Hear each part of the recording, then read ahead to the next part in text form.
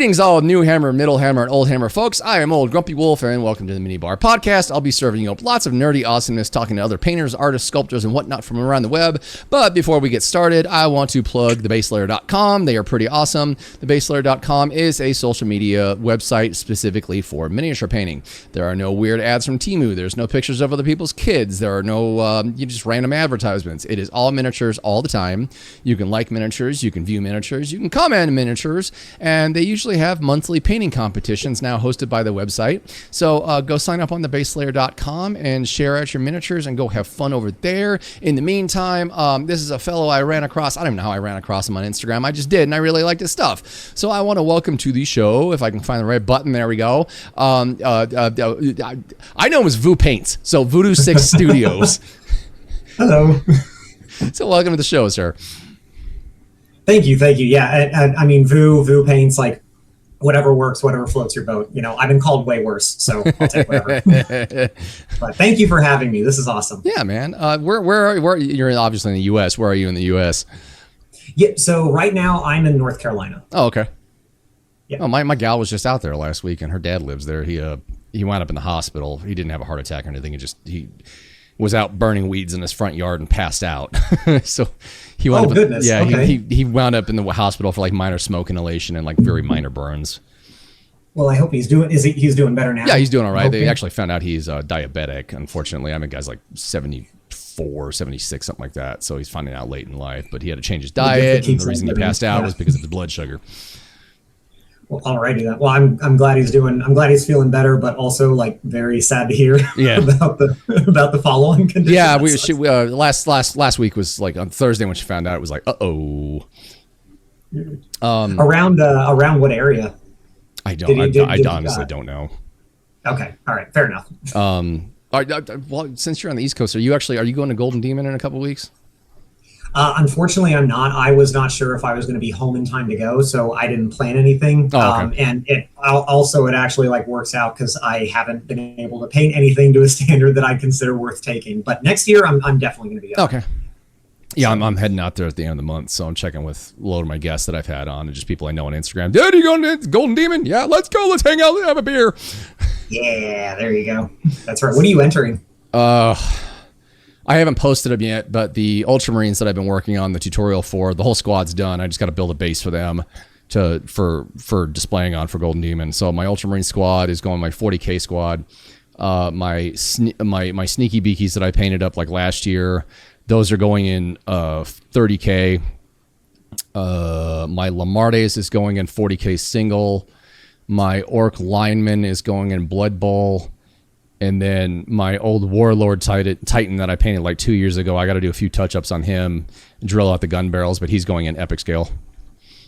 Okay. That was going to be my follow-on question, was if it was epic scale or not. Which, yeah. So speaking of competitions, though, congratulations, by the way, on your Squidmar Open. Like, thanks, that's man. Awesome. Congrats. I was floored, man. I was not expecting that at all. Hey, man, you deserved it. You worked hard for it, and you pulled it off. You deserve it. So that's awesome. I watched the awards video, and they had 5,600 entries. Yeah, no kidding. That's ridiculous. I don't know if anyone's actually confirmed it, but they were touting that it was like the biggest painting competition. Yeah. Out there so far. Like, well, they were saying like usually Golden Demon gets anywhere from like 900 to like 1,200. So, I mean... Golden Demon limits entries, though, don't they? Isn't it a more of a... Or I don't know. I've never entered a Golden Demon. I have no idea. I've always been under the impression that they had like a certain number of tickets that they give out for that. That's news to me. I mean, well, we're arriving on Thursday afternoon at like 1. And I was halfway debating on... I don't know what time entry cuts off on Thursday, but I was halfway debating, seeing if we can't just go get our hotel, then go to the venue and just get everything entered, so that way, we can sleep in on Friday and we don't have to get there early. Fair enough. Dude, all right. Well, then, I don't want to spread misinformation. I have no idea either. It's going to be so friggin' cold, man. Like right now, it's here in Vegas, it's like 80 degrees out, and I think in Milwaukee. At this time of the year, it's like 50, like low 50s at best during the day. So I'm just like, great, man. It's like we're going back to It's like we're going back to December. That's awesome. Well, so actually, are you going to LVO this year? Yeah. Okay. Oh, yeah, then that's 15 minutes from my house. Why not? Yeah, exactly. I might be able to see you at LVO then. That's perfect. Oh, you're going? I'm going to try to. Yeah. I have okay. a whole bunch of like block leave and stuff like that set aside for a bunch of the competitions and stuff. Oh, cool. So, yeah, man. If you go send me a DM on Instagram. Absolutely. Are you just going to compete in painting, or are you going to go play? So I'm not much of a tabletop gamer Cool. anymore. With the way that like the editions and stuff like that worked out and how much the rules change and things like that, I just found myself not able to keep up. So I'm more of a painter now than anything. Okay. That's what I put basically like all of my hobby time into. Like I don't even play video games as much anymore. I paint. Oh, I have to be careful with video games. Like there's very few games I like. But like when I get into a game, I really get into a game, and that's all I do for a month. yeah, exactly. I'm the same way. Like very story-driven games and things like that, I'll get suckered in and I'll do nothing else. Oh yeah, what's it called? Silk Song came out last. Yes. I think it came out in like September. I played it, I think, for like an hour or two, and then like all of September, I was painting those Space Wolf Terminators for LVO, so I didn't have time to play it. And then finally, after LVO, I'm like, no, I'm taking 2 weeks off, and all I did for 2 weeks was play Silk Song. Yeah, I'm in the same boat. Like I'm trying to 100% right now on the Switch because I just happened to have that with me while I was gone, like while I was deployed. So that was, aside from painting, that would be the other thing that I would do to like fill my time and stuff like that. I got a pretty decent way through, but great game, great story, great world building. Like when toward the end of Act 2, I started cheating. I'm like, there's no way I'm going to beat this game. Yeah, God, yeah, it's definitely got a learning curve from hell. Like, oh yeah, it's brutal. Well, I got I think I was about 90% done with Hollow Knight. I had a few side quests left to do. The one I was trying when I quit was you have to make it across the map without getting hit because you have a flower with you. Yeah, and I never finished that, brutal. And I had like 3 or 4 other things I had to do, and then I could have gone to fight the Hollow Knight, but I still had I think it was called the White Palace, where you get the other half of like the other half of the last Chainsaw Palace. Yeah, no, I'm like, dude, I'm not 14. I'm not doing that. I don't have the time to devote to that. I've got at the time it's like I have a business to run and I also have a full-time job. No, not happening. Yeah, no, I completely understand. That place was absolutely brutal. Oh, I watched runs of it on YouTube. I'm like, nope. Yeah, and then you see the people who are doing it where they're just like knocking it out in like one go, like no hit, no nothing. It's like, where did you come from? What happened? It's like, have you ever seen boobies in your life? Probably not. No, probably not. No. Well, so actually, no, that's perfect though. So like bringing it back, that's what I've been painting a lot of lately, as you can tell. You know. So, at Silk Song, I mean, like, I was listening to an interview with the devs, and they were saying, yeah, we actually made the game harder than Hollow Knight, especially at the beginning, because if Hornet went into I forgot the name of the world, Hollow Nest? No, is it Hollow Nest? Farloom. Farloom.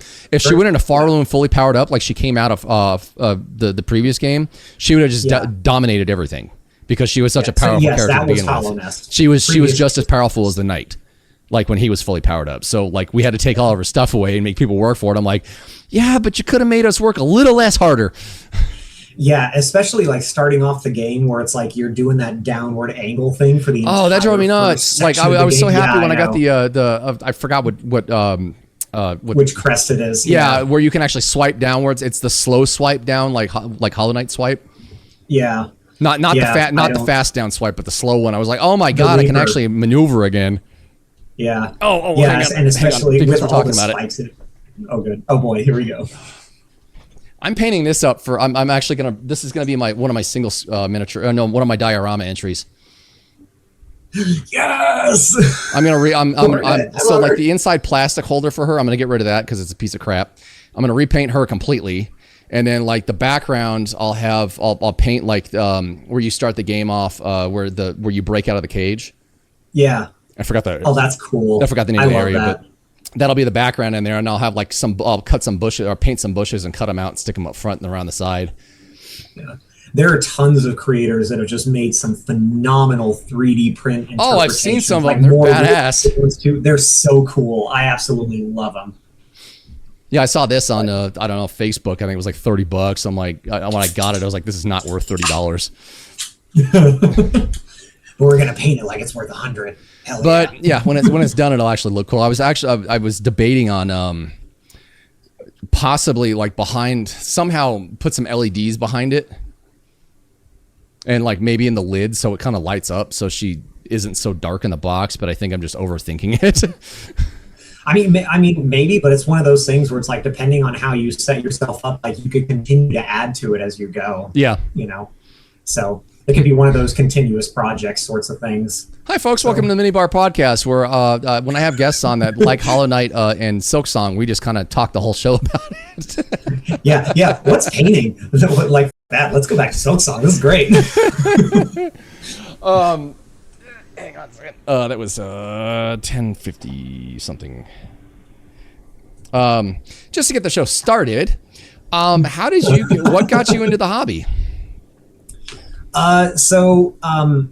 It was sort of just a random happenstance that got me started. When I was probably like close to like 8 or 9, a couple of my friends for a birthday just got me some of the original like Warhammer Fantasy metallic miniatures. I started painting those, and then one of my buddies was like, he'd paint army men too, which I thought was really unique and really cool. But I started with that, and it was just sort of like a thing. It wasn't that big of a deal to me. It was just sort of like a fun artistic way to do whatever. Like I was a kid, I was just messing around with stuff. And then a local game store called The Comic Shop, literally just called The Comic Shop. They came out with the new Space Marine kits from back in the day, and it was the first time that I'd ever seen a kit for Warhammer Fantasy or Warhammer 40K, anything like that, where you had like the chest, the legs, and the arms and the heads like all separate, and you could do all the different poses and things like that. And then from there, I just fell in love with the game. That was like the third edition set, I think. Like when they it was a lot. It was older than I would care to admit, but like an older edition. I think that came out in like late 90s, early 2000s. Yeah. But like that modularity and that ability to kit bash and do different things, and like the storytelling, like playing the game was fun, cool. It was justification for me to bring the models out and show off my army and stuff. But I have always loved the storytelling capacity that doing this mini painting and stuff like that has brought me. The ability to tell those stories, even if it's just like a story built like around like a base kind of thing. And I carry that into my current work and things like that. Part of the reason, not just like because I enjoy the Tau and like I do enjoy their background and things like that. I know, Tau warning, like trigger warning, guys. Wait, the Tau exists?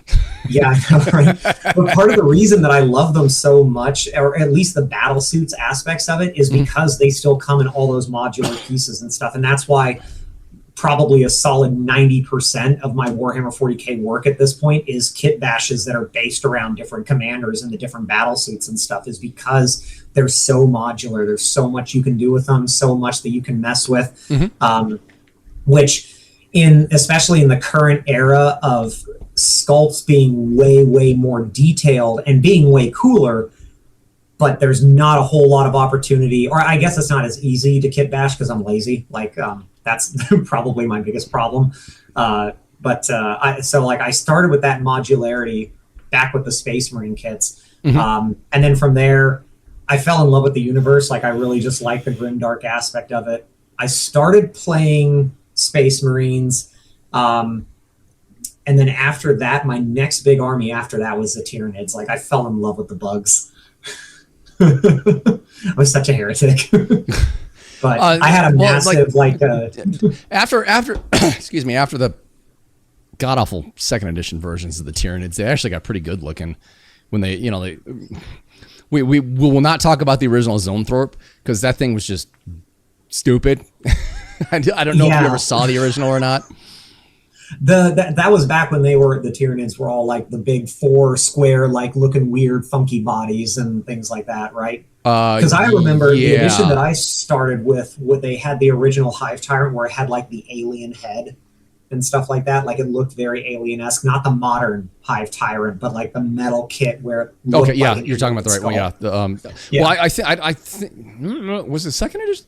I don't remember when they resculpted Tyranids. I think it was it had to have been in 2000s when they started resculpting them, because like around the same time that I bought my Logan Grimnar that I repainted for Olden Demon last year. I bought it in like, I want to say 02. The way I was painting it was probably 02ish. And they had just resculpted the Zonethorpe to be, it looked like a little mini chest burster. It was like standing up on its tail. And I was like, this is the new Zonethorpe? This thing's so cool looking versus the old one. I mean, the old one was just terrible. If you can give me a second, I'll get my Tyranid Codex and show you what I'm talking about. Oh, yeah, dude, for sure, please. Yeah, I'm starting to keep all my stuff handy for when I talk about things on the show. Like on my book, I have a bookshelf right next to me, so I don't have to go digging through my storage room behind me. So the Zonethorpe, I'm talking about Thorpe, whatever, how you pronounce it. No, that's Gene Stealers. Those are Termagants. Where are you ugly bugger? He's in here somewhere, I promise. It's a Biovore. That's Termagants. It's Gene Stealers, Tyranids, Gargoyles. Okay, that's the Hive Tyrant you were talking about, right? That was the old one. So I didn't start with that one. I must have started with the edition afterwards, where they looked like the Hive Tyrants straight up looked like the Queen out of Aliens, and that was part of the appeal because I love that movie still to this day. God, what an absolute cinema! Mwah. Was this before? Whoa, this might have been before they redesigned it or they brought it out. I will admit, too, that like my memory is not very good when it comes to the different editions and stuff. So that might have even been a fourth edition. Oh, no, he was out. They just don't have a photo of him in here. I don't know why, but like it was this Zonethorpe. Yeah. It was basically basically a Tyranid body with a giant head on it. Yeah. Just big brain. I think that was right before they were kind of in the midst of resculpting everything. Because I don't even think it's in the back. That's the Lictor. Those are the Termagants. That's the Hormagaunts. Yeah, they hadn't brought out the sculpt by this point. Yeah. And I'm trying to remember. Like a lot of my son and daughter ended up getting really into Warhammer 40K. Mm-hmm. Like obviously they just enjoy the story and the cool critters and things like that. So he might, if he wasn't asleep, I would try and tear through his room to see if he has my old Tyranid Codex. Hey, where's that? We hold on to some of those. Yeah, exactly. Like, hey, wake up, this is mine. That was actually, ironically enough, that was actually one of the ways that he learned to read, was reading that whole paragraph at the beginning of the Warhammer 40K book. That was a proud nerd dad moment. Yeah. So, you being in a Tyranids. Did you ever see the old, I think it was called the Red Horror? You're talking about the Red Terror. Yeah, Red Terror. Yes, the old Red Terror, where he's so tiny. By the standards of then, he was pretty big. Yeah. I mean, he was a really cool model. Like, don't get me wrong, and it's ironic that I got into kit bashing, I guess, as much as I did now, because the army that I started with, Tyranids, really started messing around. It was all the metal stuff. Like it was very difficult to kit bash those guys. Oh, yeah. And I was like 13 or 14, I think, at the time. So like the barrier for entry for me to just be like, I don't want to do that. was pretty low. No, I will say, like, I've listened to people like whine and complain about having to clean modern mold lines off modern plastic models, and it's like, I don't even want to hear it, dude. Here, let me give you a miscast metal model. See how long it takes you to fix that. Yeah, absolutely. So I think one of the reasons that like I haven't gotten into Infinity and some of like the alternate models and things like that for other games and things is because a lot of them are metal, and it's been so long since I painted a metal miniature. I'm just like, I'm good. Oh, good. Well, I mean, if you get a good cast, it's fine. Yeah. But can't forget the resin fine cast either. Like that was arguably those two words. That word is not allowed on my show. Fine cast was garbage. It still is garbage. Man, they gave it a try. I'll give them that. They gave it a solid shot, but at the same time, if we could just like tuck that under the painting mat, that probably be fine cast was just terrible. I know I never painted anything, but I've like a lot of stuff I've seen, like it's a joke. It's like, wow, really, way to phone that one in. Like, this multi-billion-dollar company, you really couldn't figure out a better way to do resin casting. Like, you know, you want to charge $60 for, you know, 2 miniatures or something like that. You know, I paid I did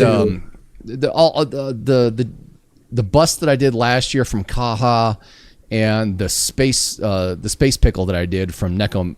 It's his actual name is like Space Dan or something like that. I call him Space Pickle because I painted him like one of our cats. But yeah, Space Pickle and Little Dan. I'm sorry, George and Little Dan. That's what it was. Both of those were resin cast, and I mean, they were perfect. Mind you, they were a little bit more expensive than usual, but they were European designers, so you know. The Kaha one, I think I paid $30 for that. She was selling them at her booth at LVO. And then Space Pickle I got from, my stepson got from the Virgo's Vault booth at LVO. I think he was $75. But, I mean, they were perfect. There wasn't a single thing wrong with them. There was no bubbles. There was no rough edges, nothing. Like, they actually went through, whoever made them actually went through and, like, got rid of any mold lines or any support lines that were, you know, or injection point lines in the mold. Yeah. They were like perfect out of the box. They required zero prep. Whereas Games Workshop, you know, they charge you $60 for a fine cast model or 2 models. And oh man, you'll get a hole right in the middle of the model where there was a bubble. Yep. Yeah. Yep. Because they don't actually check it, didn't bother to fill it, nothing. Yep. Yeah, they don't actually vacuum out the bubbles in the resin before they inject it. Yeah. Yeah, I will say that too, pleadingly to any like future model developers and like people who sell prints and things like that. If you can do that level standard, like base level, where it doesn't require any prep, huge win, huge sell. Just going to put that out there. A lot of the smaller manufacturers that I've talked to, and the few that I've had on the show as well, you know, they're really picky about their quality control, about what goes out to their customers. You know, they have the same problem that I do, where, you know, like where you're obsessive about your work and the quality of what you send to your customers. In that, you know, like, oh God, the person's going to hate it. You know, I no, I can't send this one. It's got a bubble here. I got to fill that. I'll send them a different one. And, you know, whereas larger manufacturers, they're just, you know, cranking these things out, and they have to sacrifice quality for quantity. Yeah, I feel you. That's it's the same way if I'm doing commissions and things like that. Like it's very much the same breath where it's like handing off that piece to the person, or like as soon as they open it, it's like, that's always the worst anxiety inducing moment for me. Is like, please, for the love of God. That's why it's like, I over communicate when I do commissions as much as I possibly can. Like, please tell me what I can do to make sure this matches your vision. Yeah. Because that's like the most crushing thing, is if someone gets it, it's like, I mean, it's okay, but it's not quite what I was looking for. And it's like, oh, don't tell me that. Tell me how I can fix it. I've only had like 3 commission jobs so far. And 2 of the pieces were for the same customer. That was the shop I go to here in town. And thankfully, everybody's been really happy so far. But I can understand that fear. Yeah, it's just one of those little things, like hitting with like that perfectionism, kind of level style thing, sort of thing. Which then I also have to be careful for myself personally. I know I'm kind of going off on a tangent. Oh, I don't care, dude. That's the whole point of the show. Yeah, okay, that's fair. I also have to kind of be careful, because there are some pieces where it's like, okay, I'm doing this for me so I can cut a couple of corners to like tell the story that I want to, like to the part that I really enjoy, kind of thing. And those are the pieces where it's like, I'm going to set this aside, because if anyone happens to stumble in here and decide that they want it, I need to make sure that they are well aware of the fact that this was a piece I was doing for me, so it is not up to the 100% perfect standard. Yeah. Well, it's funny, like talking about the same thing, like going into like when I paint for competition, whatever, you know, I go into any competition, I don't expect anything. I hope for the worst and fear for the best. It's an old line out of a hymn song. Yeah. Like with those Space Wolves that I did, I spent all of September last year painting those things. It was like 3.5 weeks, and I mean, I keep telling the story over and over, is I finished the last model 3 a.m. the day of the event. I went to bed at 7 in the morning, got up at 10, was at the event by 12, entering stuff, was drunk by 12:30. Hell yeah. Because the only thing that was fueling me that day was, the only thing fueling me that day was Jameson. Hell yeah. Thankfully, I took my painting I'm really bestie. excited to meet you at LBO. I brought my painting bestie with me that day, and as soon as I get done with the Jameson, he's like, "Here's another one." I was like, "Thank you." You are the best. Oh, dude, they were charging so much for Jameson at LVO. It was ridiculous. I think it was like $12 for a single shot of Jameson. Ooh, that hurts. Yeah, it sucks, but that's what you do with these things. But point is, after getting done with those Space Wolves and then picking them up on Sunday, I was floored that I took a silver and a third place for them, and I was just like, holy crap. But by the time I was done with them, I was tired of looking at them. I saw every flaw that I hated. I see that with pretty much every competition piece that I do, but I don't look at it for a while after I'll enter it in the competition, whatever it is. I don't look at it for a while.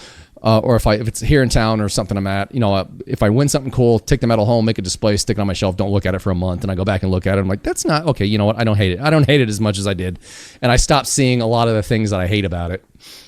I think that's really key for current and aspiring artists and stuff like that out there. Like, give yourself time to step away from it, because I'm in the same boat. It's like, if I don't look at it for a couple of months, and then a couple of times, like I'll walk past the cabinet where like the repository for all of the pieces and stuff like that I have here, and occasionally I'll just stop and be like, I haven't seen this piece in a couple of months, and I painted that. Like, dang, that's pretty cool. That's pretty okay. And then I can go about my day, and I'm good. Now that it's not burned into your brain anymore. Yeah, well, and because that's the thing though, right? Is that when you were painting something, especially for like a competition or something for a commission, that is all that you are able to see is the flaws, because you want it to be good. You want it to be able to compete. You want it to hold up and to stand up. And it's a completely different ball game. So for me personally, the way that I kind of I guess divide things, if you want to call it that, is I try to focus every time on something that I can do a little bit better. So a lot of the time what that ends up being is like skin and makeup or doing things like that, like the different stuff on the models, whatever. But there's a difference, a delineation, if you will, for me between like something that I'm doing for fun, where it's like 10% of my brain power is going to doing something a little bit better, like cleaning up my brush strokes or doing whatever else. But I'm doing this for fun. This is something that I'm doing for myself. I don't really care how it looks. And then on the other side of that scale is like, I'm doing this for competition. I'm going to be hyper-focused. I'm going to ask everyone and their brother for feedback. I want to make sure that I'm doing the right thing. And then the real piece is when you get to that point where you can find that nice little space where the two merge in the middle. And I'm getting closer. It's like, weirdly enough for me, especially for competition pieces and commissions and things like that, or anything that is not like a fun piece that is just for me, it is letting go. I don't know if you've ever heard of the rule of like kill your darlings kind of thing. Well, so it's a concept. I heard it from Miniac a long time ago when I was watching his videos, like a long way back there.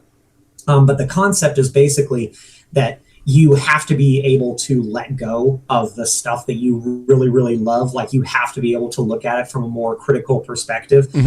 I found something that was kind of similar to that, where instead of like the harsh version, or harsher, I guess, version that you use of like kill your darlings, it's just being open to being open to feedback and stuff like that. So I've been trying to find this middle ground with my own work, where I am able to enjoy what I am doing. I am realizing that there are going to be mistakes, and I have to be happy with that outcome. Have to be happy with that meeting in the middle, I guess. It was a very long-winded way to say it's that sounds similar, like in my band days, like when, like in the 10s up to the 20, or from like the mid 10s up until 2020. I was managing his merch for a while, and we became good friends. And it's a guy by the name of Nero Bellum, who his band is called Cyclone 9. He's like Trent Reznor, like how Trent Reznor is 9 Inch Nails. And when I was working on the first album, I was like so obsessive with making sure everything was like perfect and stuff. And Nero said, dude, like, piece of advice, you can work on this album the rest of your life and it never gets released and it'll never be perfect. Or you release the album and you move on to a new one and you take all the mistakes that you made with the first album and you make sure you don't make it happen on the second album. So I try to do that with my miniatures as well, or just anything that I work on. Everything's going to have mistakes in it, but like as an artist, when you're really into what you do, you got to let those mistakes drive you so you don't make them anymore, so you learn from them. If you stop learning from your mistakes, if you stop looking for them, then you just plateau and you don't move anywhere. You don't go forward. You just stay the same level you are. But I tell a lot of guests that I talk to about this. Every single miniature that I paint, there's something new that I learn from them, whether it's something minor or something major. And it can be multiple things that I learned, but it's like, cool, I learned something new. I'm going to apply that, when it possibly in the next situation where this comes up, or just avoid it altogether because you're like, and then you fall into a hole and you got to dig yourself out of the hole by fixing it. You just make sure you don't fall into that same hole again. Yeah. Yep. Yeah. And you have to can understand that kill your darlings thing sounds cool. I like that. Yeah, it's a combination of that and then like a concept of like trying to give myself it grace. Sounds like an emo song. It really does. It really does. I forget. I know that there's like some deeper meaning or something else that he had when he mentioned it. That concept just kind of like just stuck with me. Mm-hmm. Is the idea of like being able to set aside the way that you feel about something. Yeah. And be able to observe it from like that outside perspective. And fortunately, a lot of the time, that outside perspective can also be no one is seeing the flaws that you are seeing. That's another important thing to keep in mind. Yeah. It's not just about like I am really married to this idea and I'm struggling to break away from it. It can also be, no one's going to notice that you actually used the color black, like just straight black on a part of the miniature. It's fine. It still looks good. You're all right, kind of thing. One of my guests, giving myself grace. One of my guests, you might know who he is. Blood is Medium. Yeah. John's I love John. I'm so glad I had him on. He's like one of the biggest inspirations in my life, and he's just such a wonderful human being.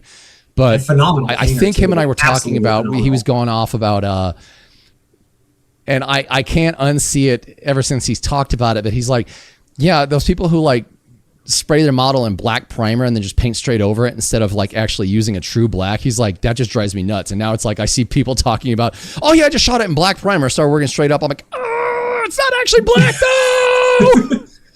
Well, and even then, like I've learned, which is horrible for me because black is my favorite color. Like unironically, I just really enjoy the color black. Like It has nothing to do with my goth, phase growing up or anything like that. It's not a phase, Mom. It's fine. Yeah, it's not. This is who I am. But I just really like the color black. But I've also learned as a model painter that like most of the time, for me at least, like black is boring. Like you have to add something else to it to give it color, to give it like definition, contrast, whatever. So yeah, that was just one of those wrongs. I'm not the kind of person that has the bravery to just slap paint straight on over a primer. I have to zenithal or have to do something else. Really? Like I'm just not, I can't straight on paint straight on like black primer. I just can't do it. It itches my brain in a weird interesting. way. I've never actually done that. But where I am with the way my brain works is I don't actually need to do that. I mean, like the way that the style that I paint in with being grim bright, everything comes out to an edge highlight. It's fine. But like, when I do busts and stuff like that, I just kind of keep in mind that like, it's a much larger palette to work on. Or canvas to work on. So in my brain, it's just a lot easier to picture. Okay. Most of the time it's just the light sources coming straight down. So it's easier to, you've got a lot more room to work. So it's easier for me to actually do that whole light down, more realistic approach and feel. And I'm sure you'll agree with me when I say this. I recommend anybody who's watching the show who paints, if you've never painted a bust, go buy a bust and paint it. You'll love it. There's so much room to work. Absolutely. And there's tons of like academic busts and stuff out there too that are specifically designed for like the newer painters. I'm a horrible human being when it comes to memory, so I can't remember exactly what the line is. But there's a specific company that makes a line called Academic Bust specifically for people who want to learn to do that. Well, I mean, we have this great tool that most people forget about in modern times. It's called Google. Yeah. We can also do that. Yeah. Where do I find that at? Google, dude. Yeah, have you tried it? Yes, it's great. It's fantastic. I've got customers from my automotive line. Like I'll make posts on like Facebook. I'm in like 5 or 6 of the larger car communities for my specific car, and I'll make a post of like, oh hey, I got this back in stock. Go check it out. And like I'll mention my brand, right? Like usually the first line, I've got more of my dorky dory da da da in stock, and I'll have dudes that say, what's your website address? And they'll wait 2 or 3 hours for a friggin' response. I'm like, you couldn't have just Googled Dorky Dory? Nope. Dude, you waited 3 hours for a response. Oh my God. Where are we in life as a race of creatures? That's a whole Google Academic Bust, you'll probably find it. Yes, absolutely. I have quite the collection currently of busts and things like that. So with those academic busts, are they just kind of like it's like a simpler bust? So it's the ones that I'm thinking of specifically are designed to help teach you the concept of like learning lighting and learning shapes and learning how to apply that to a different style, a different size surface, that kind of thing. And there are a bunch of different companies that are now releasing, I guess you could call it like a similar vein, like Project Ideas stuff, where it's like, a knight who has particularly designed armor so that when you're painting this bust, you can really focus on honing down your non-metallic metal and things like that. Or like the texture busts and stuff like that. I guess you could call those busts if you want to call them that like Nova put out a couple of years ago. Yeah, a couple of years ago. Are you talking about like the actual event Nova? Yeah, Nova Open. They had like a bunch of these like little circular almost minis or something like that came out, and it was all designed to help like teach you textures and things that's like cool. That. There's tons of different resources for folks who want to break out of the miniature wargaming aspect of things and move on to different size, different scale. Even if you're just stepping up and doing something like a 75 millimeter instead of doing a miniature war painting, like there's more freedom, but there are also more challenges that come with getting to that larger scale. Well, before we go too far into that, because I mean, this is a good topic of conversation. What do you think of painting busts versus miniatures? For me personally, I find myself enjoying busts a little bit more, but when it comes to miniatures and things like that, for me, it's a lot easier to tell a story when I'm looking at something miniature wise. Yeah. Because it's literally miniature. The way that I look at art, which like a hot take, like all artists are liars. Because the entire concept of art is you are trying to convince the person who is viewing your work that they are seeing something, So on a miniature, what that means is that you're taking your little purity seal, and instead of actually writing out all the complicated words and stuff on the seal, you're using a line. Granted, the barrier for entry for that, the setting aside disbelief and stuff like that for the viewer most of the time is pretty low.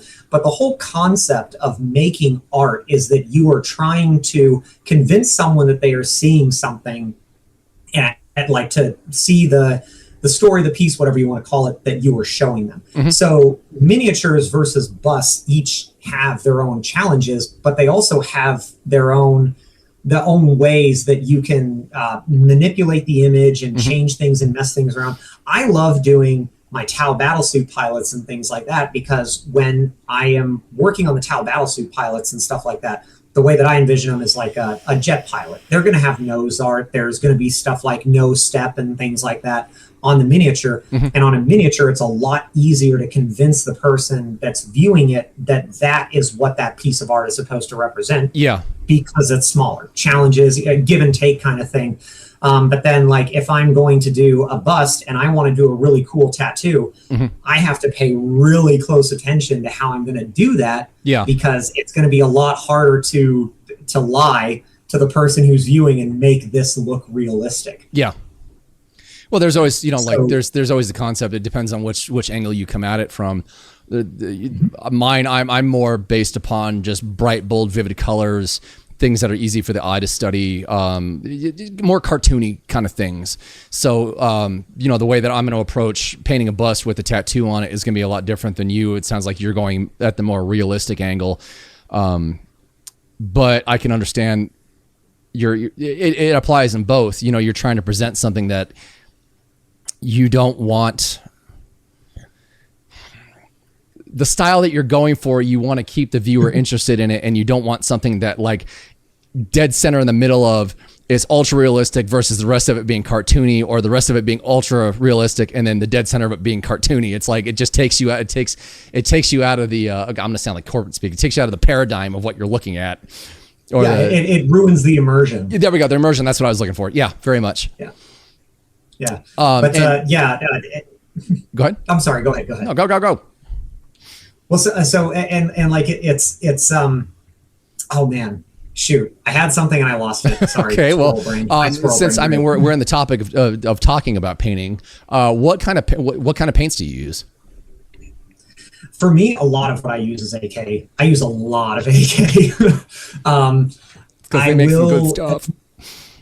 They make good stuff, and like I find that they're easy to mix. I also use a lot of airbrush work. I know that's like, I guess I don't want to necessarily say like controversial, but I know that there is still some controversy on like it's become such a commonplace tool now that I don't think it's it's long gone being controversial. I think like the ones that hang on it, like, I'm not a big fan of it, but it's not a tool I would ever use.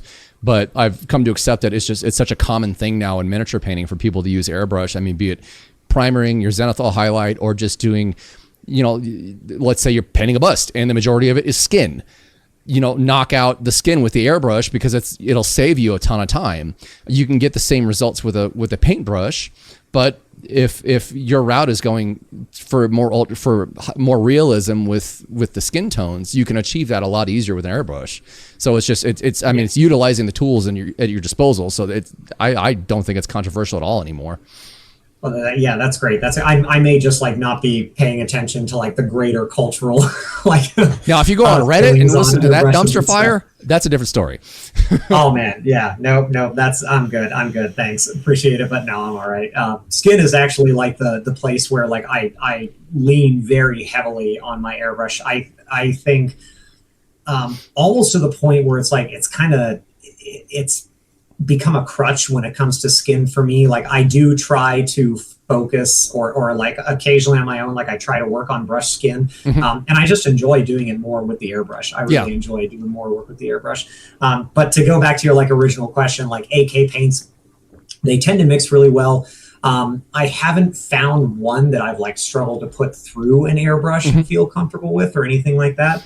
So then AK, and then probably the follow-up behind that is like, it would be Vallejo. Okay. Sometimes they're game air. Sometimes they're like regular game colors. But yeah, those are probably my two most common ones, but I don't have like a really cool technical answer or anything like that. Like I'm not some sort of, I don't have like the wizarding answer for it or anything like that. There's really no wrong answer. Paints. You don't have to be. Yeah. I will go with what you're saying on AK. Like the thing that I've really found that I really enjoy about them is they're consistent across the board. Like I'm one of those few people who still works on a dry palette, but the way I work is it's basically like a wet palette that I put my paint out and I mix water, and as I go, I'll have a pool of water. I'll pull it from my paint or my water jug, and just water down the paint and water it as I go. But AK's consistency is like, I've only found maybe 2 or 3 of their colors that separate in water. And I want to say like maybe one of them is, I think it's Prussian blue. It's a darker blue, but I mean, you just mix it right back up. But the majority, almost all their colors that I use, they don't separate. They're so consistent on the palette. Yeah, they're really good. And then with that translates over, for me at least, to like getting consistent lines, getting consistent strokes and things like that. So AK black is god tier black, period. Yeah. Well, so actually my favorite black, ironically, or maybe I guess not ironically, but I love Pro Acryl. Like, yeah, they're coal black.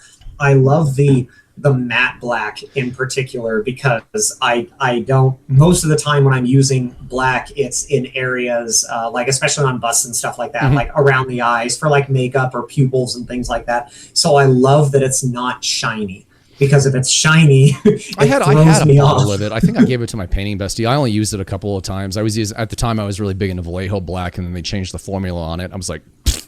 And then I found AK black, and I'm like, okay, this is what I was used to.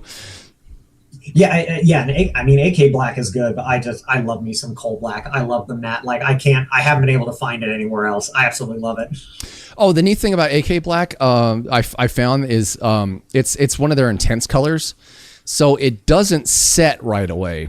And if you get any spillover, you can actually take your brush, get it wet, and go over the spillover area with water. It'll actually reactivate the paint, and you can clean the paint off the area. Oh, that's kind of cool. You got to be kind of quick about it. You've only got a couple of minutes to do it, but it's a major lifesaver, time saver. Let's put it that way. Yeah, I'll do the wet brushes technique, or like the alternative, I'll take one of the very tiny Q-tips, like hobby Q-tips and stuff like that, and I'll wet that on the end of my tongue and like use it as like an erase marker, like same kind of thing. So, but that's good to know, though. I didn't know that about Vallejo black. I discovered it by accident, and I was like, oh, I can fix this. Oh, cool. Instead of, trying to like, oh crap, and wipe it away with your finger. Exactly. It's like having an eraser on your pencil. You just keep working at it with water, and it actually 98% of it'll come off. So it's super handy to have. With what you do, what do you use varnishes? Yes. I love using like unifying varnishes at the end of the piece or at the end of a piece. More often than not, like matte is my go-to varnish for anything to like unify stuff. But I will admit that after I've had a bit more work with like Dan Osborne, who's a absolute like weathering mastermind, like just absolutely phenomenal. So I'm learning the value more and more of like having different varnishes for different textures and things like that. And I'm hoping that I get to play around with that more on the big diorama that I'm working on, that I've been able to tease at, but I haven't really been able to get anywhere with as of yet. I'm finally going to be able to put some of the bigger pieces and stuff like that together. That's my plan for tomorrow. But that's going to have a lot of textures and things like that. So I'm hoping to play around more with like gloss varnishes versus matte varnishes and things like that. My typical fallback, though, is matte. If I'm in, to finalize a project is matte. If I want paint to move a little bit more smoothly, then I will sometimes I'll gloss varnish an entire piece, particularly if I'm going to airbrush, because that texture and the way that it like works down at I don't want to sound like super scientific, not like the atomical level or whatever, but like the way the gloss varnish works, like paint works and moves on it a little bit smoother. So sometimes I'll do that. But if I'm locking something in and a project is done, it's typically a matte varnish, and that's it for me. I love that look. Well, it's basically gloss finish is the easiest way to think about it is gloss finish is a perfect surface because it reflects light, and then the more toward matte you get, including going to full matte, the more porous it is because that's what actually absorbs the light and it keeps it from reflecting. There we go. Yeah. That's perfect. So if I'm trying to have paint move more across the model, I just found that like gloss works better for me. And then when I'm done, if I want to really make sure that I'm getting that color value and stuff like that matte works the best after that. So yeah, a lot of the guys, like a lot of the younger the beginner guys, I always tell them to varnish, like especially the ones that play. I'm like, dude, you got to varnish your model afterwards. Well, why? Because you're gonna rub all the paint off. Yeah, like finger oils will eat into acrylic like crazy. Yeah, that'll also be a thing too. Is whether it's gloss or matte, like I'll use a varnish sometimes to hit like a rough save point if I'm really happy with how like skin looks or something like that. Like varnish over it so that it's less likely that my sticky, grubby ass nerd fingers are gonna mess up the paint and things like that. Like get my oils on it. Sometimes I wear gloves, and then other times it's just like I'm just gonna go for it. We're just gonna send it. I haven't tried the whole varnishing thing like as kind of a save point yet. I usually try to wait until the end, and I've been kind of holding off on that. I do know with certain with my Ultramarines, I found that like AK and Army Painter, War Painter, they do not like what's it called, Microsol for transfers. Really? Yeah, dude, Microsol reeks of vinegar. Yeah, it does, for so sure. I'm pretty sure one of the main ingredients is vinegar, and vinegar is actually corrosive. So I found what happens is it'll actually eat into the paint like you're stripping it with alcohol. So the closest thing I've come to that save point is like with my Ultramarines and my Space Wolves, when I actually put transfers on, I have to I'll shoot them in clear. I'll put like a couple of coats of clear, put the transfer on, get that all set into place, and then give them their final couple of coats of clear over that. Yeah. And I do remember like when I was younger, if I'd known a little bit more about like gloss and like the difference between like gloss varnish and matte varnish and things like that, probably would have made things look a little bit better. Cause like I tend to focus now on non-metallic metal. Like I just like the way that looks and things like that. But back when I was younger and I did more tabletop gaming, it's like you've got Ultramarines, you know, for example, that you put out on the table and they've got that just this super shiny gold trim around all the shoulder pads and stuff. And that's what stands out. That's what gets attention because it's shiny. Oh, that's that new hammer speak. Yeah. I still do mine like second edition where they have, instead of gold trim on their shoulder pads, it's all yellow. Okay, that's fair. But there was also like I immediately fell in love with like the concept of like the different shoulder insignias and stuff, like the different rankings and the different honorific badges and things like that. I loved that was also part of why like, all over the place tonight. But that's part of the reason why I got into knights and stuff like that too, was the heraldry. Like there was a brief period where I made an entire army of knights just because I wanted to mess around with the heraldry and things like that. Yeah. So it's been a long time. One of the first, like 24-hour streams that I did back before it was a charity stream was all painting just knights and stuff like that. So I don't think I could do a 24-hour stream. I'd be like, after 12 hours, after 8 hours, I'm going to bed. I'm done. It's an ordeal. I think it was based off of like doing, again, on Miniac, you can tell like when I got back into the painting hobby in like the 2019, like 2020, who I was watching a lot of videos of, but he had one where he did like, he painted a Vampire Count's army or something like that in like 36 hours or something. I was like, I want to know if I can I want to know if I can stay up and paint for that long or whatever. And so I think what ended up happening is like, the rule that I set for myself is that I'm going to start the timer, and as long as I'm doing hobby stuff in that period, like that's fine. So by the end of it, I was like zombie unclipping stuff off of the sprue at like 30. Does hobby stuff include drinking whiskey? Yeah, yes, it still counted. That was rehydration. But it got to the point where I was just clipping stuff off of the sprue, and I finally looked over at my partner. I was just like, I think I need to be done. I think I gotta be done. But that was the first one, and then from there it became a charity thing. So now we use it to like raise money for St. Jude's Children's Hospital and stuff like that every year. Yeah, so it evolved. So you do Twitch stuff?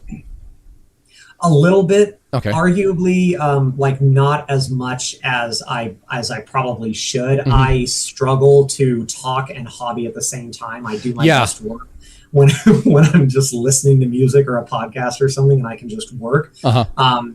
But when I do, most of the time when I do Twitch stuff, it is trying to just raise awareness for, it's like, you know, hey, this is a hobby that you can do. It helps me with my mental and emotional health. Let's get you into it. And then alternatively, it's like, this is something that we're going to paint for like a charity stream, or this is a charity foundation piece that we're doing, or this is a piece that we are doing for like a hobby trade. I try to make it so that when I was on Twitch in the past, I tried to make it where it was like there was some sort of educational goal, or there was something that wasn't just me sitting and talking to myself for 2 hours or whatever, you know. But yeah, it has been a while. I do plan on hopping back into it and getting back into it again. I just haven't done it since I've been back. I've been trying to readjust. Okay. Well, and you just something you just said actually brought me to a new one of my newer questions that I just came up with over the last couple of weeks was, since getting back into painting, has it had a positive effect on your life? Oh, absolutely. For me, it's so I painted when I was younger. probably from about like 9 until like 16 or 17. And then I kind of fell out of the hobby with college and life and things like that, like had kids and whatever else. And then I was in the military waiting to go to a military school, and COVID hit. And all I was doing was just sitting and kind of doing nothing. And we happened to have a local game store that's just like 15 minutes away from the house. So it was like, I haven't seen how XYZ is doing in forever. Like, let's go check it out. And I got back into painting again, back in like the 2020s and stuff like that. And it became a huge boon for my mental and my emotional health and things like that. Like, not only being able to just sit and focus and do something that I want to do, but also just like getting back into that flow state and being able to create something, expression and things like that.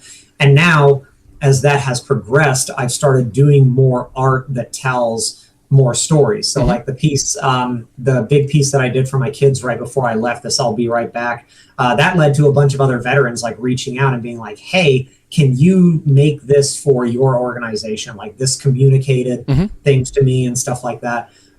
So it has been huge because it's allowed me to communicate things that you can't always say or don't feel like you can communicate and stuff like that. But it's also just like a handy tool for me to get out of my own head and to just enjoy what I'm doing, enjoy creating something. And not to toot my own horn here, but again, looking back at it a couple of months later, I can look at something and be like, hey, I made that. This actually looks kind of cool. This is neat. And the benefits for our family too have been absolutely phenomenal. The kids love painting with me. Oh, cool. They want to, so we've gotten into doing things together and stuff like that. It's opened up avenues for them to express themselves creatively. And it doesn't matter how they paint the miniature. They're learning to just enjoy the process and to separate like that distinction between I'm painting this for fun versus I'm painting this for like even a gift or doing something else. Like, there's been a remarkable improvement in the way that they approach life and things like that in general. So overall, it's been a huge plus since I picked it up again, and I'm so thankful that I did. And I'm so thankful for the community and stuff like that in general. Like, how welcome everyone has been. It couldn't have come at a better time. I found I've spent so much of my life behind a computer, and like with what I do for my automotive brand, I don't do a whole lot of that stuff anymore. But the tactile hands-on thing with like building body kits and like customizing things and sending it to molding and dealing with all that, it was one aspect I really enjoyed about it. But that went away after a while just due to changes in that market as far as what the younger generations like. And getting back into painting was a godsend because it brought back that tactile thing, and it got me out from behind a computer. Or I don't live behind my phone like most people do. For me to be productive, I have to use my computer. I can't use my phone for anything productive outside of sending emails and texts. But it's nice to have something like that gets you out from behind a screen and gets you into that flow state, and you're actually physical hands-on with something. I think I was talking to, I forgot who I was talking to about it, but unfortunately, like, it's not like, you whippersnappers, get off my lawn. It's I think the younger generations are kind of at a loss because so much of like the physicality of media in a lot of ways has gone away. Like toys, music, video games are still kind of hands-on, but you're still stuck behind the screen. A lot of the stuff that, I mean, you're I think 8 or 9 years younger than I am, but you're still of that generation where you remember going and buying a CD. You remember going and buying a vinyl or maybe even a tape at one point. VHS tapes, DVDs, CDs, stuff like that, where you actually had physical contact with the media that you were intaking. And with us painting, we're intaking that media, but we're also outputting at the same time, and we still have that physical hands-on feel that gets us out from behind a screen. And you may have something on in the background like music, podcasts, video essays, whatever, but you're not stuck behind the screen. You're just listening to it behind a miniature, and you're behind something analog and like tactile. Dude, for sure. And then it's got the added benefit too of it's immediately gratifying to me too. This might be part of the reason why I lean on airbrush so much too, because it's like an immediate gratification, but it's like I am creating this. Like I'm seeing this go from a pile of plastic pieces on a sprue to a dynamic story that reaches people, that shares a part of the world and how I feel with the world.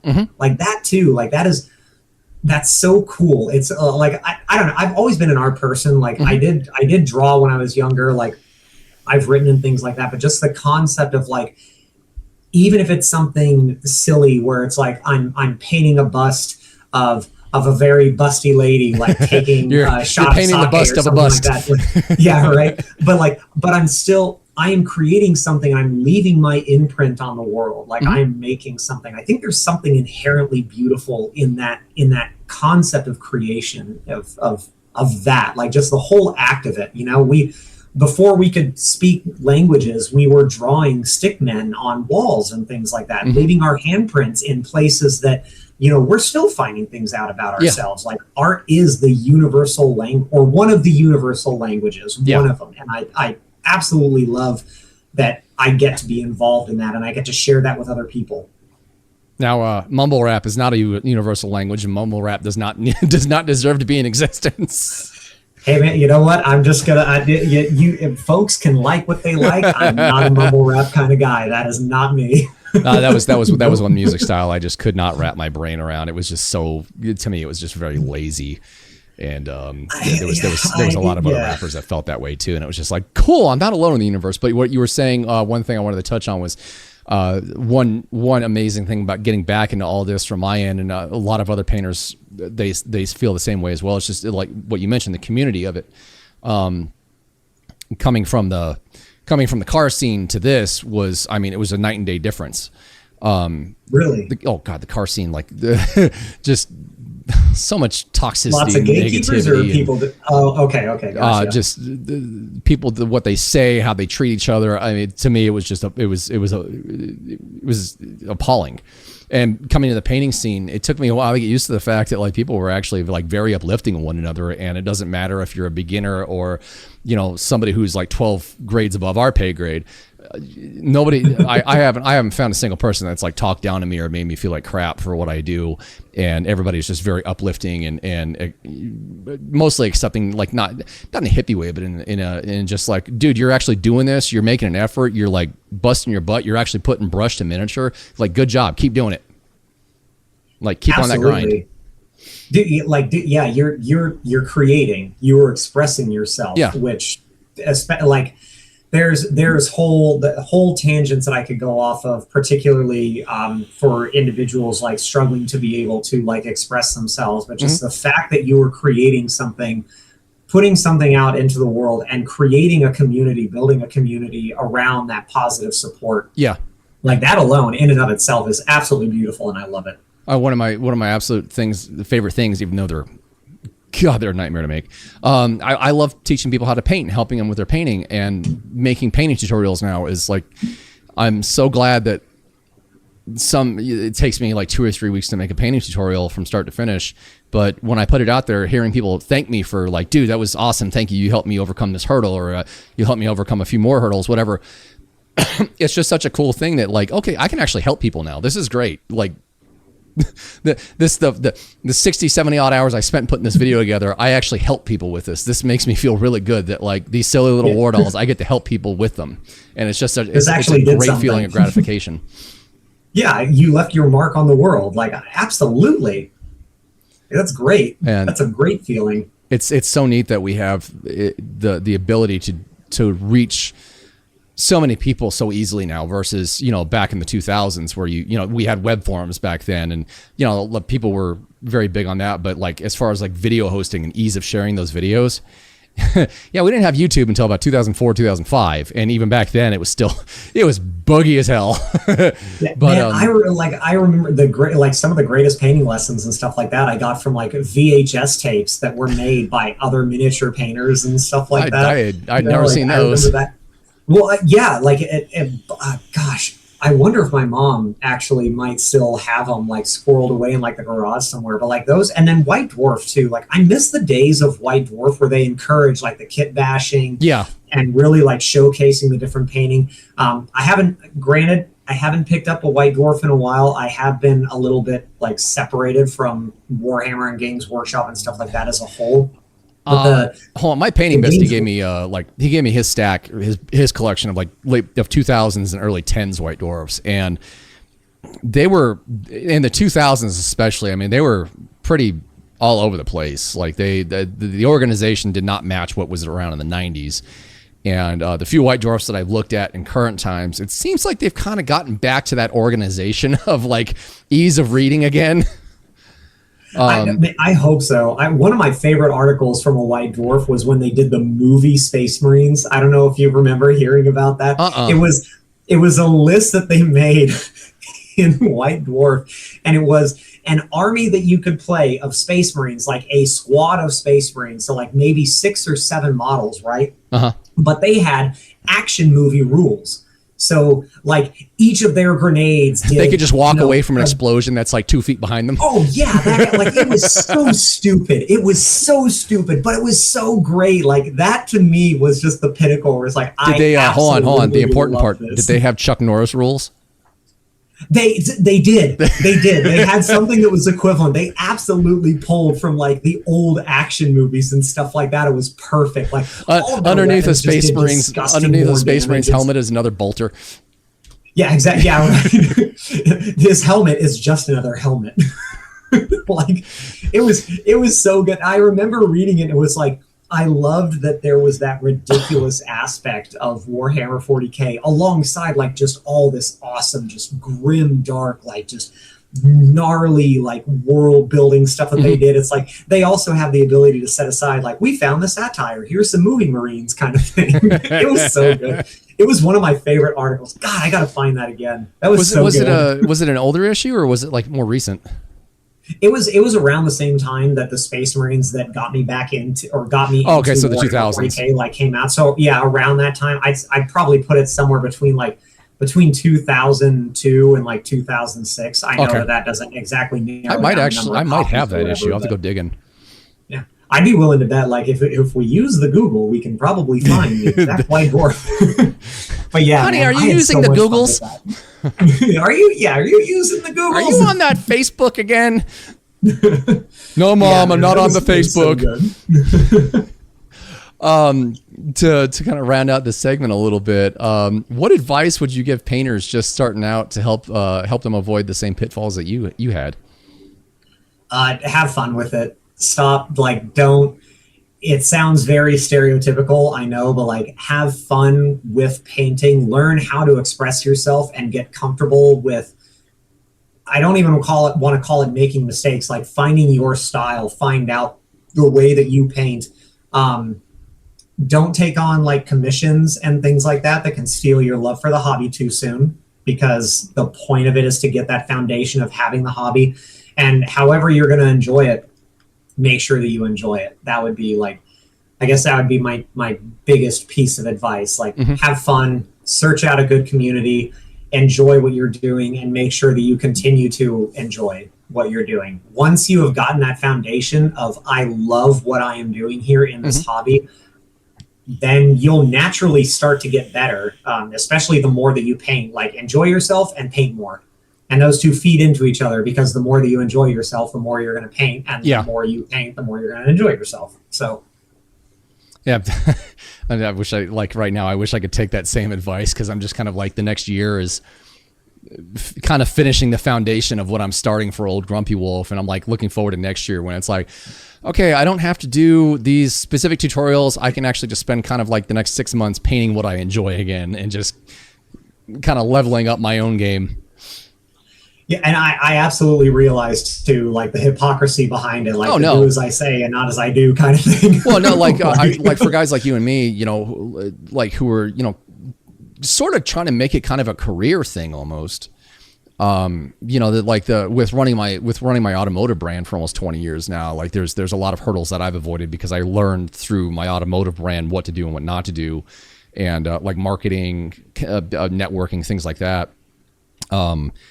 This time around with what I'm doing with my Old Grumpy Wolf brand is, I'm seeing leaps and bounds that took me 10 years to do with my previous brand in the 2.5 years I've been running this.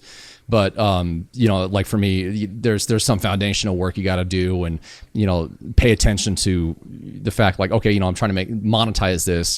There's certain things I have to do that are preventing me from just doing some of the fun stuff. But at the same time, every so often I'll do some fun stuff just to remind myself of why I love it so much. And don't get me wrong, I don't hate what I do at all. I actually really enjoy this stuff. But there's still, if you're trying to make it a career or trying to make it monetized, there's still some of the grind there that you have to deal with.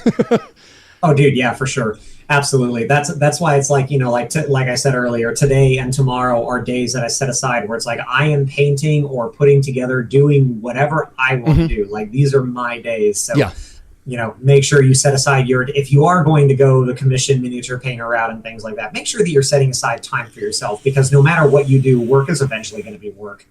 So it's just the nature of the beast. The neat thing, talking about doing things you love, the neat thing is like with Old Grumpy Wolf is I've actually gotten to roll in like all the stuff that I've been doing through my profession as a designer, as a musician, as an artist.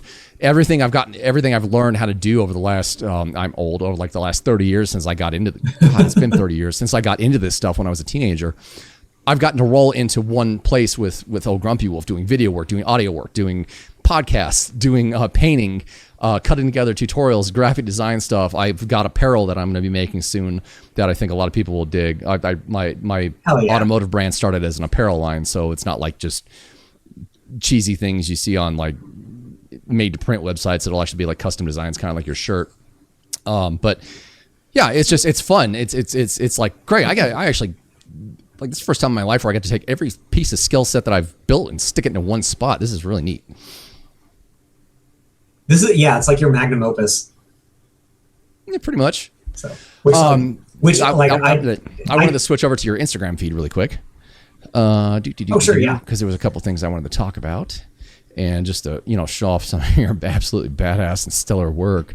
Thanks, man. I appreciate you. I really liked. You sent me a better picture of her, but I really liked this. She's missing her sake cup. This I like your use of reds and blacks on this a lot. Yeah, so red and black are my favorite colors. It's part of the reason they're the studio colors. Absolutely love them. I'm going to pull up your DM picture. There we go. Yeah. Yeah, so she was a lot of fun. She was one of those spontaneous ones where like I picked her up and over like a week and I was just like, you know what? I want to paint this. And I had fun painting it. Like there's definitely work that, there's definitely like things that could be done to improve it, but I'm happy with how she turned out. I absolutely love her. Who made that? That is an Axis Mundi Games piece. Okay. So bust from them. I have one more of theirs. I can't remember the name off the top of my head, but they make absolutely stellar pieces. And then the feather lady that I sent you photos of also as well. She is a Kaha Miniatures, another Kaha. Oh, she's Kaha? Company. Well, so not Kaha, like not Katarina. I can't entirely remember. I apologize. Not the same lady who did the various daemons. Kaha Miniatures their focus is mostly on like Polynesian culture and things like that. So yeah, she is one of those. Oh, okay. Yeah, the Kaha, like the bust that I painted for my gal for Christmas, it was Mooney and her pillows. Yeah, so it's not her. It's not that Kaha. Yeah, okay. It's not that Kaha. I'll send you, if you would like, I'll send you the links for each of these different individuals, these companies. Yeah, I'll put them down in the I'll put them down in the info box below for people to check out if they want to buy them. Perfect. Yeah. I meant to ask you on the red girl, on the Asian chick. Is she a multi-piece kit? Yes. I am not very good when it comes to, because of the way that I paint things, I do not do a very good job with pieces that are all in one chunk. Mm-hmm. I really struggle with it, actually. So she was a multi-piece kit. Her outfit, like her outfit, her torso, her head, her arms, the cup, and then I think like the ribbon and the pin and her hair were all in separate pieces. Okay, yeah, I was about to say, I was looking at that, I'm like, man, that would have been, painting that just like fully put together would have been a nightmare. You can actually do it in sub-assembly. No, I sub-assemble as much as I can. I ain't that good. that would be a nightmare. Oh yeah, that's that one thing about certain busts that really bugs me is like when they're all one solid piece. There's just like it's on the designer. It's like, dude, do you actually ever paint some of your stuff? Like, build this in multiple pieces, because there's certain areas of this model I can't reach to paint, period. I can't even primer it. Yeah, exactly. If you can't prime something, like that's a problem. Yeah. That's well, I've got a problem. I've got a Primaris bust on my desk, and I found it was a free bust, and the shop I was going to, they were printing them out for customers and stuff to paint up for like classes and whatnot. And the owner wanted me to paint one, and I got it. And I was like, this is going to be fun. And I sat down to start looking at it. I was like, I got to cut the backpack off this stupid thing. 'Cause like, there's no way that I can there's certain areas like on the shoulder pads that I just can't get a brush into. Yeah. And one of the guys at the store, he's like, oh, don't even worry about it. You can't see it. I was like, no, that's not how I roll, dude. I got to paint it. Like, period. Yeah. So I found, you can't see it doesn't mean I'm not going to paint it. I actually found the model of it, the STL, and I took it in a blender and I broke the backpack off it so you can actually reach it. But with the one I've got sitting on my desk, I'm going to have to take out a hacksaw and cut off the backpack so I can reach under there to paint the darn thing. Yeah. Yeah, I like this little guy. That's a Zaba miniature, isn't it? Yes, and I do have a plan for him, because he has like a whole story and everything behind like his design and everything. So once I get a couple of touch-ups in, my plan is to actually put him on a full base and do like an entire, again, like storytelling in a nutshell kind of thing. Dude, have you actually seen his painted miniatures in person? Not in person, no, I haven't had the honor. So, fun fact, Nova opened back in 2024, I think, was the first convention, like the first painting convention I've ever been to. Okay. So, this year is going to be the year of going to conventions and actually interacting with people and doing stuff like way more. Part of it was time, part of it is also just because I hadn't had the opportunity to go in the past, but this year, this is going to be the year of the VOO.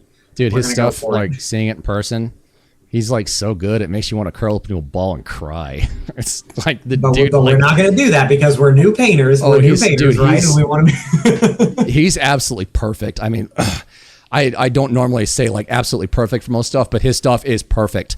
He actually excuse me, at LVO in January of last year. We had 2 last year because of the venue change.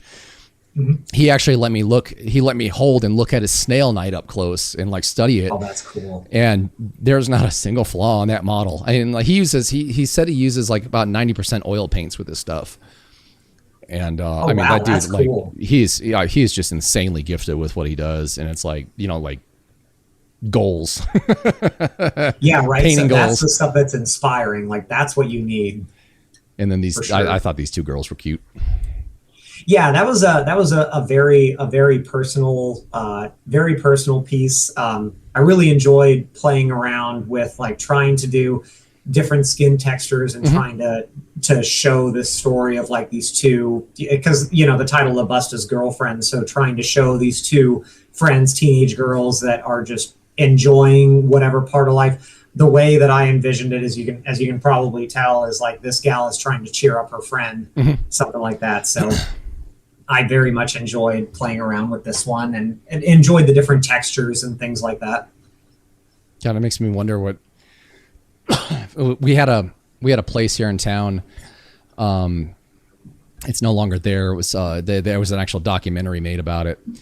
There was a street here in town called it's Maryland, and it's where UNLV, University of Las Vegas, is.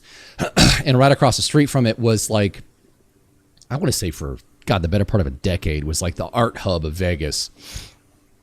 And there was like 2 coffee shops that had like stages and stuff in them, and one of them was called Cafe Copio. I used to go there whenever I could. I didn't get a car until I was like 18, but it was across town from where I lived, so I'd go with friends and whatnot. But it was like just the art nerdy subculture mecca of Las Vegas for a long time. And the 2 girls in there, I don't know why they reminded me of Cafe Copio. Excuse me, but it just made me think like, what would that old 90s coffee house culture be like now? Or like, even if we had the same technologies back then that we have now, would it have been the same thing? Because it was kind of like all the little stores that opened up in there, like record stores, little lounges, hangouts, restaurants and stuff. Like, you'd always find like underground band scene flyers there, rave scene flyers, back in the days of raves in the 90s, where you had to call a phone number at 9:00 on the Friday night. Then they'd give you like directions to a map point where you go to like pick up the map to go to the party at. But yeah, the very complex like system, the very edgy, like set and stuff. Kids these days have no idea, but like back in the day, like raves, about 90% of them were illegal. They were just like in some dingy warehouse or like, some like random storefront that, they had no business being there. But, we threw a party and we just prayed it didn't get broken up by the cops. Yeah, exactly. Like did it anyway kind of thing. They definitely have, like, out of all the pieces that I painted recently, they definitely have the most vibe to them. Yeah. If you want to put it in modern day lingo, they have the most vibe. And you said, you told me you'd have no idea how you'd photograph this. I mean, this thing's just gorgeous. I love this model. That's really, you did a great job on her. Yep. So Sherazal, that's a piece from Chimera, and she was originally a bust that I painted for my partner, and then the full model version came out and was like, okay, I know that I'm going to have to do something with this. She has an entire base set up and everything like that to make. Oh, that's cool. Her, she comes with like her own little base to support her and everything, but I ripped that apart to include it in the one that I'm building because I have my own storytelling thing that I'm doing for her. Mm-hmm. I had a blast with her. She was my main focus while I was painting and doing stuff and things like that while I was gone. So yeah, absolutely love the way that she's turned out. She needs a couple of updates and things like that to make everything fit together, but I love her. She's so much fun. Yeah, this is a really neat piece. I'd really like to see this in person. This is really cool. Yeah. Thanks, man. I appreciate you saying that. Yeah. Hopefully, if you make it out to LVO, bring her with and enter her. Yes, she is one of those ones that I very much want to enter into LVO. So, just to kind of finish the show up, do you have anybody you'd like to give shout outs to? Absolutely. So first one probably would be my partner, Mothership VooDoo6Studios. She has been an absolute stalwart supporter from the very start. She has supported my art, supported me as a person. She's just an amazing human being, and I love her to death. So shout out to her first off, right off the bat. And then from there, probably Bright Minis, Broken Posture Painting, Dan Osborne, and Brush Adept would be the four big ones. They have either supported me as friends or supported me as mentors and just been absolutely stalwart in my painting journey. Huge supporters, great people to trade with. I think it was Brush Adept Devin who actually taught me that you need to make sure that you surround yourself with three different levels of people. You need to make sure that you have people who are around your level that you can still teach, kind of thing. You need to have people who are at your level that you are peers with, and then you need to know people who are above your level that you can go to for mentorship and things like that. And I would absolutely put all of them in the mentorship categories. They're all fantastic painters, fantastic people, love them to death, great community supporters. And then from there, just in general, like you and other members of the community as well, overall, who are just good supporters and good people, and that we want to continue having in the community. Like, we do a really good job at protecting our community for the most part and making sure that we're all supportive of one another. I hope we continue to see that grow and flourish. There's an old saying that goes along with what you were talking about, the advice your mentor gave you. It's you are the sum of the five people that you hang around with the most, or you are the sum of the five people you surround yourself with. Ooh, I love that. And I like that a lot. It's very telling about just people that you meet in life, or just your own dynamic of, who do I surround myself with? And I found as I've gone along in life, the people that I surround myself with are all just very successful and good-natured people. Yeah. I very much enjoy being like the lowest tier person in the room, if you want to call it that, because that means that like all I have to do is learn and open my ears up and listen, kind of thing. So, and one thing I've gained a lot of enjoyment through doing with the show was just, as I was saying initially when we started talking off camera, was it's kind of a dream come true for me to like actually talk to my people, like painters.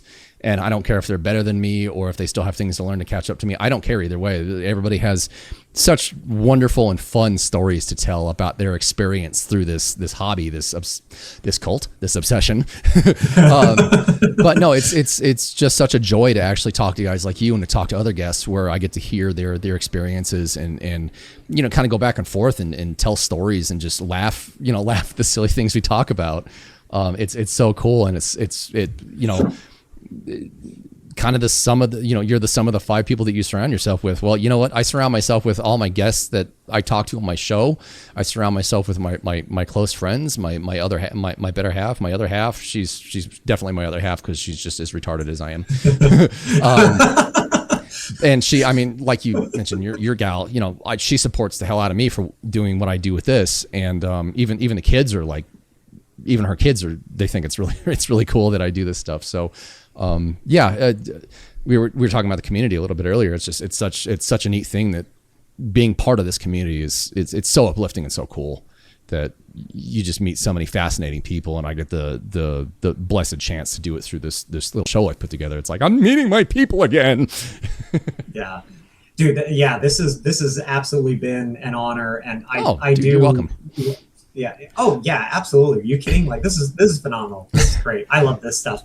So hold on, before you go too far, before we end the show, I got to do the mystery question, which I just got like 2 hours before we did the show.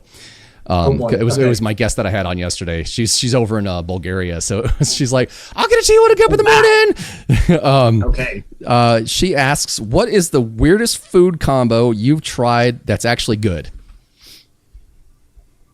Oh wow. Okay. The weirdest food combo that is actually good. Okay. So for this is kind of ringing in like a bit of a me personally. Like I'm not much of a vegetables guy. I am very much like a meat and potatoes kind of dude, right? Okay. So on this last trip, I got to experience this thing called tabbouleh, which is a certain type of vegetable leaf. I can't remember what it is off the top of my head. And then like tomatoes and a couple of other things mixed into a salad. And then it's pomegranate dressing.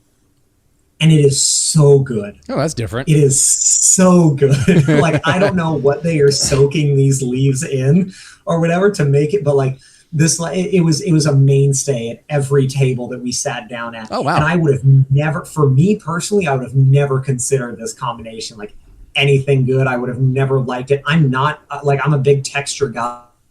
So I can't do tomatoes on my cheeseburgers. Yeah, yeah. I devoured those tomatoes. Nice. Like I devoured that salad. I gave so the that would gal, probably be one of the weirdest ones. The gal who asked this, her name's Paulina. She's a miniature sculptor. She paints too. She's a really good painter too. But I gave her my answer. I was like, you want to know mine? She's like, yeah, go ahead. I was like, either Wendy's or McDonald's chocolate shake with fries. That was a mainstay for me growing up. Oh, I exactly, love that. My dude. kids just got to discover that the other day. Oh, it was perfect. The chocolate frosty was finally back. Like, yeah, you dip your fries in the frosty and then eat it. Oh, I loved it. God. Oh, that was so good. God, what a throwback. Well, she's like, that's weird. Perfect. I was like, no, it actually works because you have the savory, salty fries mixed with the sweetness of the chocolate shake, and they just level each other out perfectly. Yeah, you can't do it with like McDonald's fries or something because McDonald's fries it's got. Oh, that's where I discovered how to do it. Was McDonald's? Yeah, and then eventually, like in my teenage years, when I started going to Wendy's, I was like, oh wow, this works. Like I liked Wendy's fries a lot better, and they worked better. For me, it's always been the Wendy's fries because they got the sea salt seasoning and something else. I can't get it to work for me with the McDonald's fries, but Wendy's and chocolate frosty just. Love it. I wonder if that's, dude. I wonder if that's like a what a poll. I wonder if that's like a '90s/2000s kid staple. I wonder, man. So when I was a kid growing up, like I played a lot of soccer, and that was like my after soccer meal. Is my mom would always take me to Wendy's, and I'd get 30 chicken nuggets and a chocolate frosty and French fries, and I would just plow through this food. Yeah, I'll have to ask the stepkids if they've tried that and see what their response is like. I'm guessing girl kid has probably tried it because she's the older of the two, but I don't know if boy kid's tried it or not. Dude, that's perfect, though. That was a biblical level poll. That was so good. As soon as I read that, I was like, Wendy's shake with fries. Ka-doonk. Hell yeah. Dude, the funny thing about Wendy's shakes, they're Frosties, man. You could, like, for the first 20 minutes, you cannot drink them through a straw. Oh, no. Absolutely not. It's really more like along the lines of like ice cream than it is like a shake or anything else, which was part of the appeal. Like you take 3 or 4 fries and you can scoop up a whole chunk and just oh, so good. Yeah, the crap thing about getting older is like you have to watch that kind of stuff you eat. I was talking to you off camera. I'm 44 and I got to work 3 times harder at the gym now just to like stay somewhat skinny like I did in my 30s. And if you look at the calorie content of shakes, like at In-N-Out Burger, the shake has like 200 more calories than a double does. It's like, I think a double is like 700 or 800 calories and a shake is like 1,000. It's like, yeah, but when you get to enjoy those, perfect. Yeah, there's splurge days. Sorry, my camera's being a little bit wonky. Yeah. Oh, it's fine. I don't know, like Saturdays and Sundays are kind of like my splurge days for the week. Like Monday through Friday, I'm usually in a pretty strict diet. The joys of growing older. Well, you're doing great. It's working well for you. Yeah. Anywho, I'm going to stick around. I'll talk to you for a little bit after the show, but I'm going to wrap the show up for the night. Thanks, guys, for watching. Here's a couple more videos. There should be a tutorial there, hopefully. And yeah, if you guys are going to Golden Demon's going to be over by the time this comes out. But yeah, I'll talk to you guys in a bit.